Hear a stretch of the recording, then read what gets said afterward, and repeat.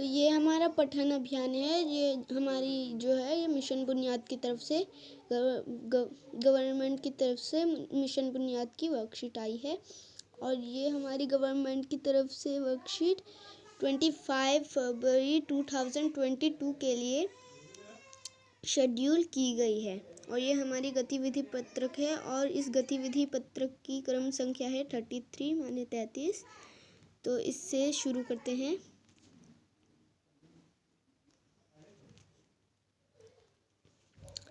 एक कक्षा में अध्यापक ने कुछ रंगीन प्लास्टिक की गेंदें एक टोकरी में डाली।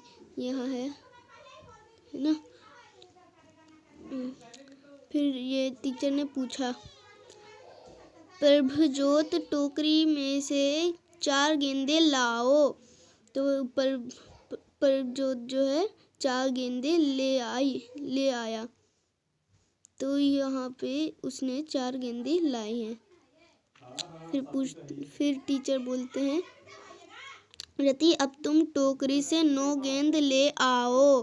तो रति जो है 9 गेंदें ले आती है। रति ये देखो 9 गेंदें ले आई है रति। फिर टीचर बोलते हैं मीनल से, मीनल क्या तुम टोकरी से 0 गेंदें ला सकती हो? तो टोकरी से कोई 0 गेंदें कैसे लाएगा? 0 का मतलब तो वो है ही नहीं। तो मीनल उलझन में आ गई और उसने कहा नहीं।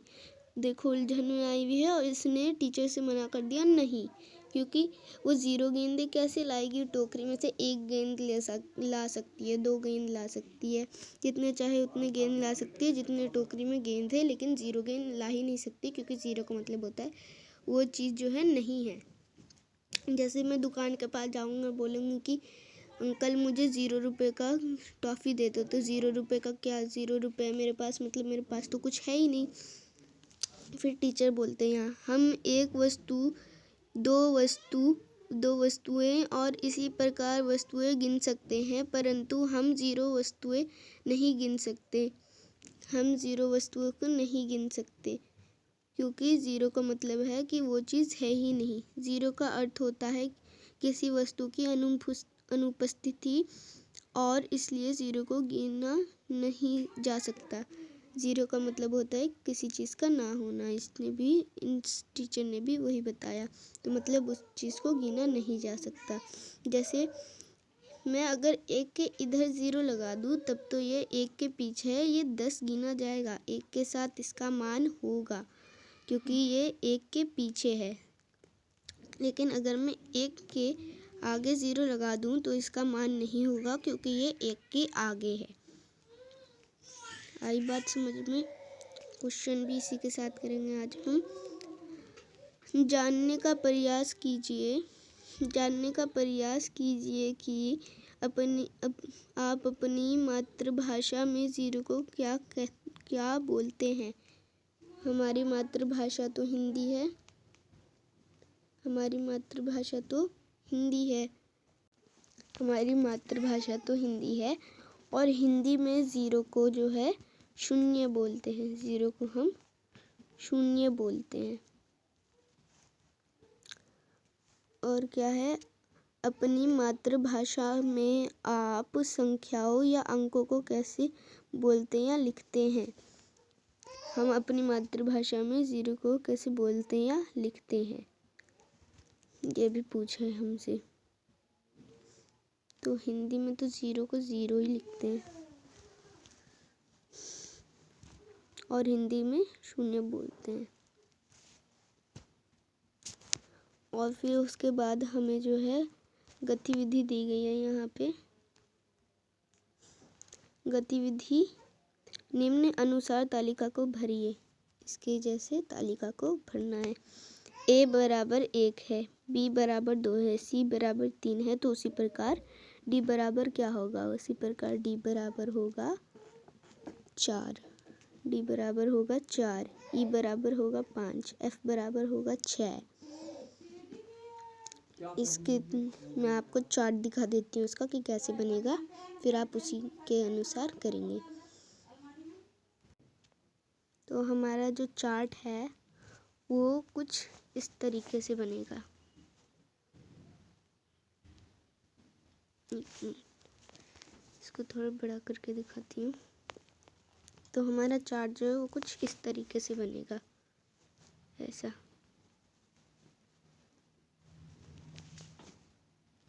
आई बात समझ में? क्योंकि a बराबर 1, b बराबर 2, तो उसी प्रकार d बराबर 4, और ये a से z तक जाते जाते 26 हो जाएगा, क्योंकि हमारे जो इंग्लिश में ABCD के लेटर्स होते हैं वो 26 होते हैं, 26 होते हैं। उसी प्रकार f बराबर 6, g बराबर 7, h बराबर 8, i बराबर 9, इसी तरह करना है।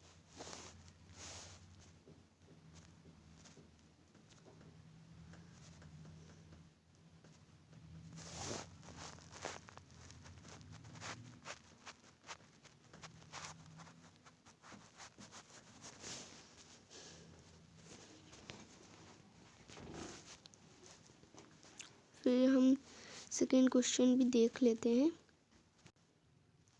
तो यहाँ हमारा सेकेंड क्वेश्चन ये है कि अब अंग्रेजी वर्णमाला में लिखकर नाम के अक्षरों का योग ज्ञात कीजिए। अब नाम के अक्षरों का जो है हमें वर्णमाला में योग ज्ञात करना है, इंग्लिश में लिखकर अपना नाम। अपने कुछ दोस्तों के नाम के अक्षरों का योग भी ज्ञात कीजिए। अपने कुछ दोस्तों के जो अक्षरों का नाम है वो भी हमें उसका योग भी ज्ञात करना है। जैसे a बराबर 1 है, ऐसे ही योग ज्ञात करना है हमें प्लस कर करके। फिर है इस प्रकार प्राप्त संख्याओं को अपनी मातृभाषा में बोलिए या लिखिए। उदाहरण के लिए अम्र में a बराबर 1 है, a बराबर 1 है, m बराबर 13 है। तो मैं दिखा भी देती हूँ, m बराबर 13 होगा। ये देखो m बराबर जो है हमारा है 13 आ रहा है। जैसे एंड मतलब और r बराबर 18 है, r बराबर 18 है, तो ये रहा r बराबर 18 है। वैसे ही तो देखो इसमें क्या किया, अमर लिखा है, इसको आप हिंदी में लिखोगे, अंग्रेजी में नाम, और मतलब जैसे उस चार्ट में लिखा हुआ है उस तरीके से, जैसे आप ऊपर इस तरीके से लिखोगे। ऐसे देखो ऊपर में जो है ना, एक मिनट, ऊपर में आपको ऐसे लिखना है, ऐसे।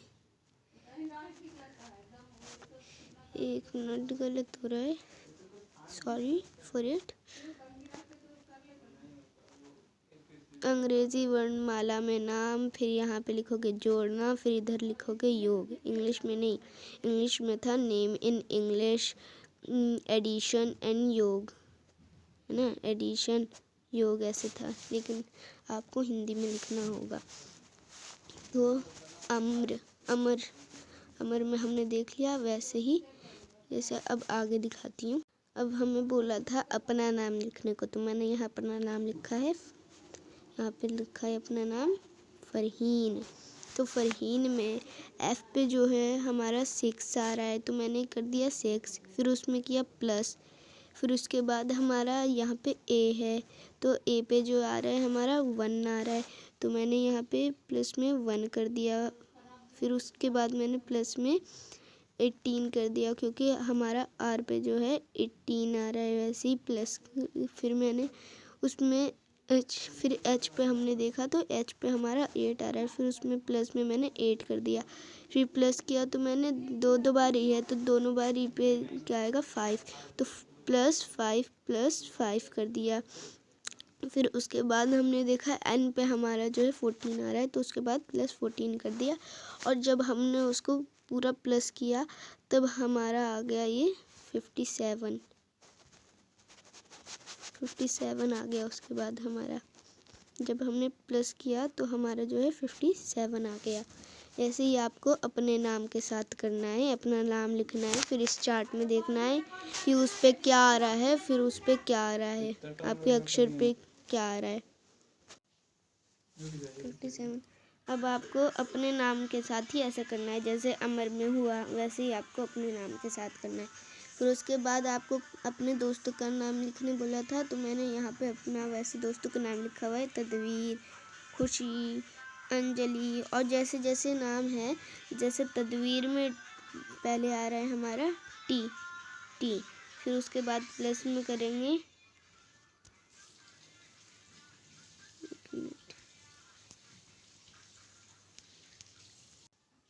जैसे यहाँ पे हमारा टी हो गया, उसके बाद प्लस में हमारा ए हो गया, तो हम वैसे ही करेंगे टी। तो टी पे हमारा आ रहा है, टी पे हमारा 20 आ रहा है, 20, फिर प्लस ए पे हमारा 1 आ रहा है, फिर 1, ऐसे ये हो गया 21। उसका फिर आपको जोड़ के सम करके लिखना है, समझ गए होंगे शायद आप।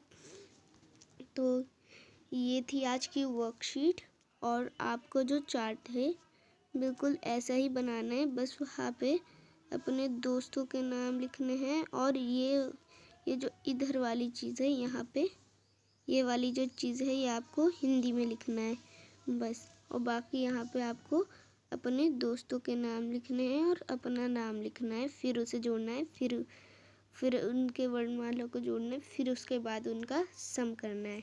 तो ये थी आज की worksheet. Thank you for watching. और अगर वीडियो अच्छी लगी हो तो लाइक कर दे, और ज़्यादा अच्छी लगी हो तो सब्सक्राइब कर दो, और अभी भी कोई डाउट रह गई हो तो कमेंट कर दे, और अगर किसी दूसरे बच्चे को चाहिए तो प्लीज़ मेरी वीडियो भेज दे। Thank you for watching. जब तक के लिए बाय बाय।